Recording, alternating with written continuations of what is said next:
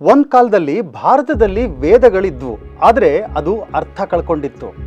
ಯಜ್ಞಗಳೇನೋ ನಡೀತಾ ಇತ್ತು, ಆದರೆ ಭಕ್ತಿ ಇರಲಿಲ್ಲ. ಧರ್ಮ ಇತ್ತು, ಆದರೆ ತತ್ವ ಕಾಣೆಯಾಗಿತ್ತು. ಜನಗಳೆಲ್ಲ ಯಜ್ಞಗಳನ್ನು ದೇವರಿಗಾಗಲ್ಲ, ತಮ್ಮ ಲಾಭಕ್ಕಾಗಿ ಬಳಸ್ತಾ ಇದ್ರು. ಇನ್ನೊಂದು ಕಡೆ ಬೌದ್ಧ ಮತ್ತು ಜೈನ ತತ್ವಗಳು ವೇದಗಳನ್ನು ಸಂಪೂರ್ಣವಾಗಿ ತಿರಸ್ಕರಿಸ್ತಾ ಇದ್ವು, ಮತ್ತೆ ಹೊಸ ಮಾರ್ಗವನ್ನು ತೋರಿಸ್ತಾ ಇತ್ತು.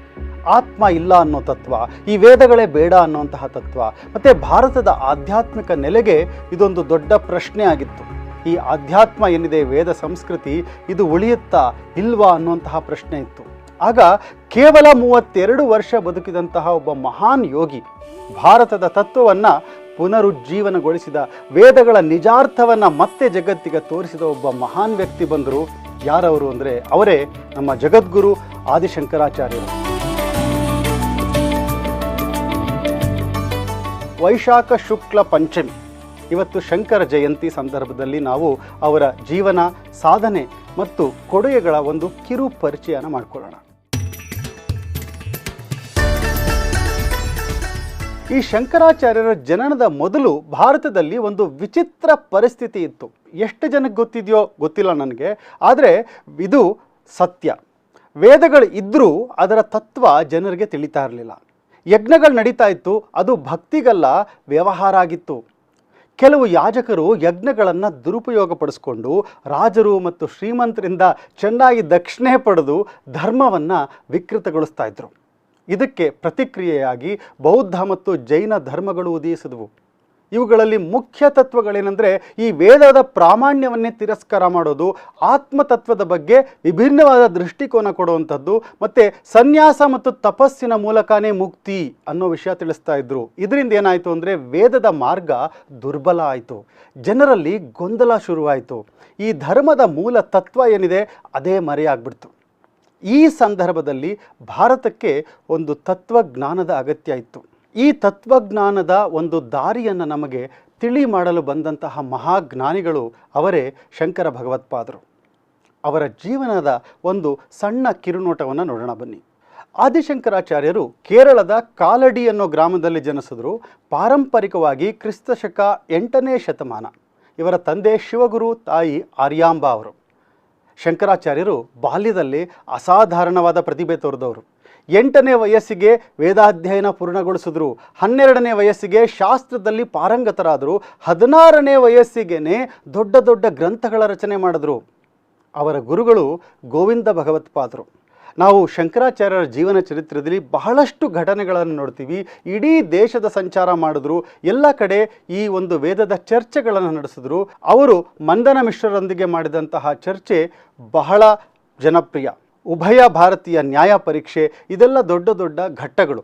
ಅವರು ಪ್ರತಿಪಾದಿಸಿದಂತಹ ತತ್ವ ಅದ್ವೈತ ವೇದಾಂತ, ಜೀವ ಮತ್ತು ಬ್ರಹ್ಮ ಒಂದೇ ಅನ್ನುವಂತಹ ತತ್ವ.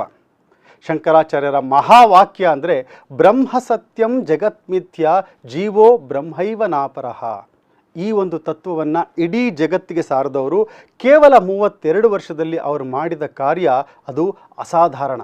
ಮತ್ತು ಶಂಕರಾಚಾರ್ಯರು ಸಾಮಾಜಿಕ ಸುಧಾರಣೆಗಳನ್ನು ಏನು ಮಾಡಿದ್ರು, ಅವರ ಕೊಡುಗೆ ನಮ್ಮ ಸಮಾಜಕ್ಕೆ ಏನಿದೆ ಅನ್ನೋದೊಂದು ಚಿಕ್ಕ ಪರಿಚಯ ನೋಡೋಣ ಬನ್ನಿ. ಶಂಕರರು ಕೇವಲ ತತ್ವಜ್ಞಾನಿ ಆಗಿರಲಿಲ್ಲ, ಅವರು ಮಹಾನ್ ಸಂಘಟಕರಾಗಿದ್ದರು. ಭಾರತದಲ್ಲಿ ವೇದ ಸಂರಕ್ಷಣೆಗೆ ಅವರು 4 ಆಮ್ನಾಯ ಪೀಠಗಳನ್ನು ಸ್ಥಾಪಿಸಿದರು.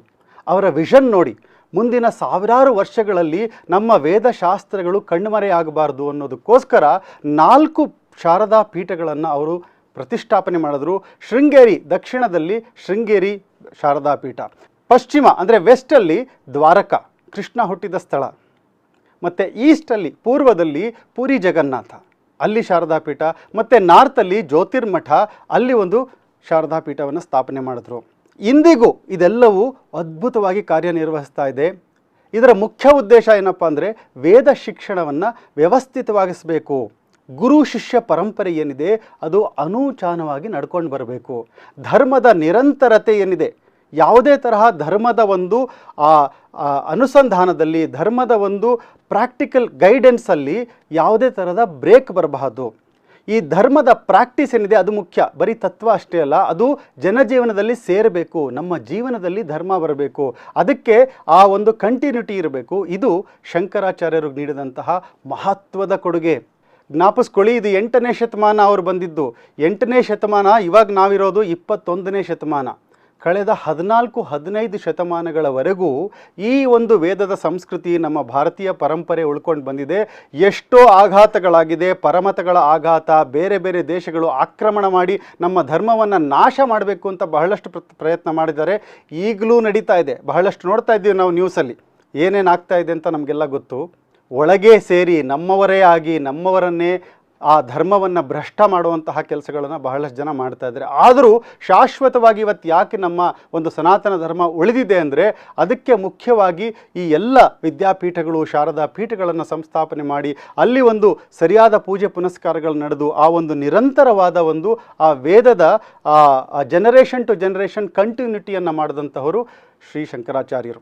ಇನ್ನು ಅವರ ಕೊಡುಗೆ ಆಧ್ಯಾತ್ಮಿಕ ಕ್ಷೇತ್ರದಲ್ಲಿ ನೋಡೋದಾದರೆ ಶಂಕರರು ಅನೇಕ ಅಮೂಲ್ಯ ಗ್ರಂಥಗಳನ್ನು ರಚನೆ ಮಾಡಿದ್ದಾರೆ. ಬಹಳಷ್ಟು ಗ್ರಂಥಗಳಿದೆ, ಎಲ್ಲವನ್ನು ನಾನು ಹೇಳೋದಕ್ಕೆ ಹೋಗಲ್ಲ.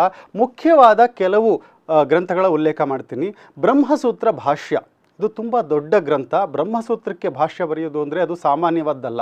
ಹಾಗಾಗಿ ಶಂಕರರ ಭಾಷ್ಯ ಅದು ಒಂದು ಅದ್ಭುತವಾದ ಗ್ರಂಥ. ಮತ್ತು ಉಪನಿಷತ್ ಭಾಷ್ಯ 10 ಉಪನಿಷತ್ತುಗಳಿಗೆ, ಮತ್ತು ಭಗವದ್ಗೀತೆಯ ಭಾಷ್ಯ, ಇದು ಅದ್ವೈತ ವೇದಾಂತದ ಆಧಾರ. ಮತ್ತು ಇನ್ನೊಂದು ಟೈಪ್ ಆಫ್ ಗ್ರಂಥಗಳು ಅಂದರೆ ಪ್ರಕರಣ ಗ್ರಂಥಗಳು ಅಂತ. ಇದರಲ್ಲಿ ಮುಖ್ಯವಾಗಿ ಉಪದೇಶ ಸಾಹಸ್ರಿ, ವಿವೇಕ ಚೂಡಾಮಣಿ, ಇವುಗಳು ತತ್ವಗಳನ್ನು ಸುಲಭವಾಗಿ ಅರ್ಥ ಮಾಡಿಸುವಂತಹ ಗ್ರಂಥಗಳು. ಇದೆಲ್ಲ ಪಂಡಿತರಿಗಾದರೆ ಸಾಮಾನ್ಯರಾದ ನಮಗೆ ಏನು ಕೊಟ್ಟಿದ್ದಾರೆ ಅಂದರೆ ನೋಡಿ, ಅದ್ಭುತವಾದ ಸ್ತೋತ್ರಗಳು, ತುಂಬ ಪಾಪ್ಯುಲರ್ ಆದಂಥವು. ಭಜಗೋವಿಂದಂ ಭಜಗೋವಿಂದಂ ಭಜಗೋವಿಂದಂ ಮೂಢಮತೆ, ಮತ್ತು ಸೌಂದರ್ಯ ಲಹರಿ. ಪ್ರತಿದಿನ ಬಹಳಷ್ಟು ಭಜನಾ ಮಂಡಿಗಳು, ಹೆಂಗಸರು ಒಟ್ಟಿಗೆ ಕೂತು ಈ ದುರ್ಗಾ ದೇವಸ್ಥಾನಗಳಲ್ಲಿ, ಕಾಳಿ ದೇವಸ್ಥಾನ, ಲಕ್ಷ್ಮೀ ದೇವಸ್ಥಾನಗಳಲ್ಲಿ ನಿರಂತರವಾಗಿ ಜಪ ಪಾರಾಯಣ ಮಾಡುವಂತಹ ಸೌಂದರ್ಯ ಲಹರಿ, ಶಿವಾನಂದ ಲಹರಿ, ಇವೆಲ್ಲ ಭಕ್ತಿ ಮತ್ತು ತತ್ವದ ಸಮನ್ವಯ. ಇವತ್ತು ಕೂಡ ವೇದಾಂತ ಅಧ್ಯಯನಕ್ಕೆ, ಆಧ್ಯಾತ್ಮಿಕ ಸಾಧನೆಗೆ ಮೂಲವಾದಂತಹ ಆಕರ ಗ್ರಂಥಗಳು, ಸ್ತೋತ್ರಗಳು. ಆದಿಶಂಕರಾಚಾರ್ಯರ ಗುರು ಪರಂಪರೆ ನಾನು ಹೇಳಿದೆ 4 ಆಮ್ನಾಯಗಳು ಅಂತ.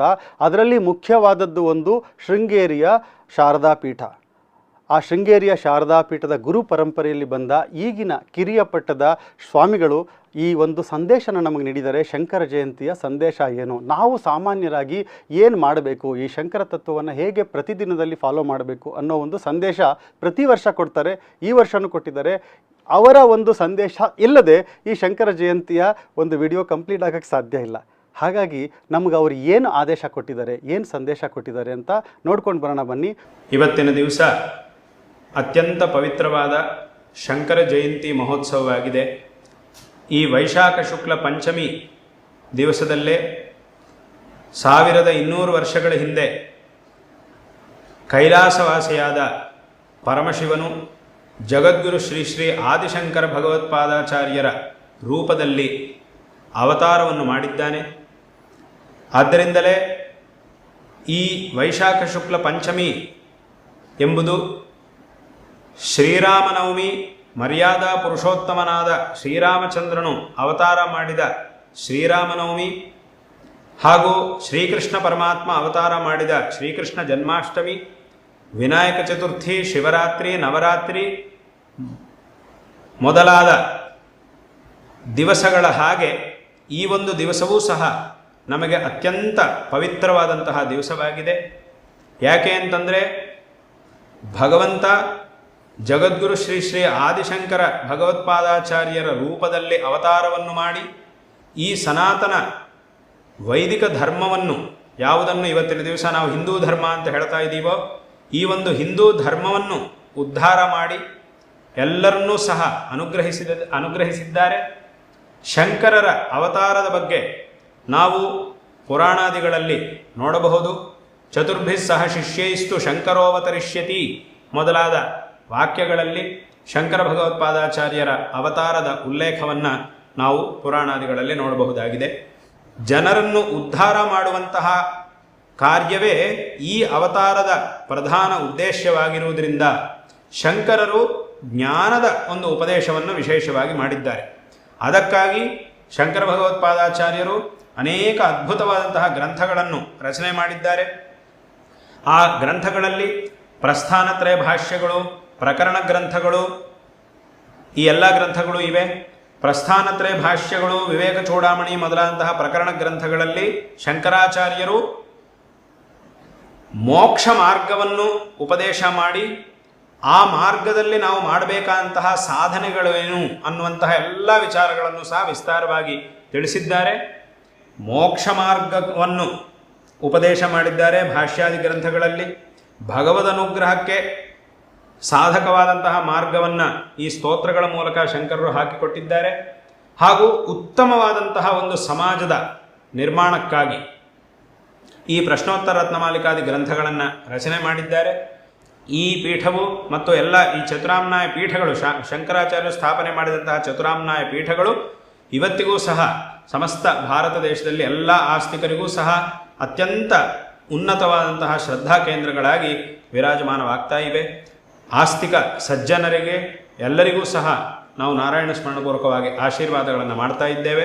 ಶಾರದಾ ಚಂದ್ರಮೌಳೀಶ್ವರರ ಹಾಗೂ ಈ ದಕ್ಷಿಣಾಮ್ನಾಯ ಶೃಂಗೇರಿ ಶಾರದಾ ಪೀಠದ ಪ್ರಸ್ತುತ ಅಧಿಪತಿಗಳಾದ ಪರಮಪೂಜ್ಯ ಜಗದ್ಗುರುಗಳು, ನಮ್ಮ ಗುರುಗಳು ಜಗದ್ಗುರು ಶ್ರೀ ಶ್ರೀ ಭಾರತೀ ತೀರ್ಥ ಮಹಾಸ್ವಾಮಿಗಳವರ ಪರಿಪೂರ್ಣವಾದಂತಹ ಅನುಗ್ರಹ ನಿಮಗೆಲ್ಲರಿಗೂ ಸಹ ಸದಾಕಾಲ ಪ್ರಾಪ್ತವಾಗಲಿ ಎಂಬುದಾಗಿ ನಾವು ನಾರಾಯಣ ಸ್ಮರಣಪೂರ್ವಕವಾದ ಆಶೀರ್ವಾದಗಳನ್ನು ಮಾಡುತ್ತಾ ಈ ಮಾತುಗಳನ್ನು ಇಲ್ಲಿ ಮುಕ್ತಾಯ ಮಾಡುತ್ತಿದ್ದೇವೆ.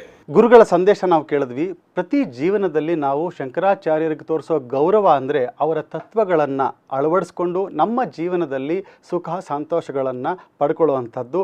ಈ ಶಂಕರ ಜಯಂತಿಯ ಒಂದು ಪರ್ವಕಾಲದಲ್ಲಿ ಒಂದು ಸಂಕಲ್ಪ ಮಾಡಿ, ದಿನಕ್ಕೆ 5 ನಿಮಿಷ ತತ್ವಚಿಂತನೆ, 1 ಶ್ಲೋಕ ಪಠಣ, 1 ಸತ್ಸಂಗ. ಜೀವನದಲ್ಲಿ ಇದೇ ಶಂಕರಾಚಾರ್ಯರಿಗೆ ನಾವು ಸಲ್ಲಿಸುವಂತಹ ನಿಜವಾದ ಗೌರವ. ಶ್ರುತಿ ಸ್ಮೃತಿ ಪುರಾಣಾನಾಂ ಆಲಯಂ ಕರುಣಾಲಯಂ ನಮಾಮಿ ಭಗವತ್ಪಾದಂ ಶಂಕರಂ ಲೋಕಶಂಕರಂ. ಎಲ್ಲರಿಗೂ ಶಂಕರ ಜಯಂತಿಯ ಶುಭಾಶಯಗಳು.